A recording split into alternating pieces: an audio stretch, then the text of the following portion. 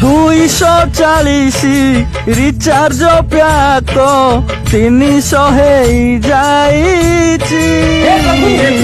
ଆହୁରି 60 ଦବାକୁ ପଡିବ, ଚିନ୍ତାରେ ମୁଣ୍ଡ ବିନ୍ଧୁଛି।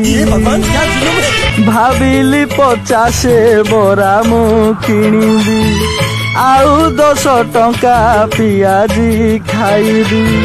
60 ବଳିବ ଭାବି 300 ଟଙ୍କା ନେଇ ମୁଁ ଆସିଛି।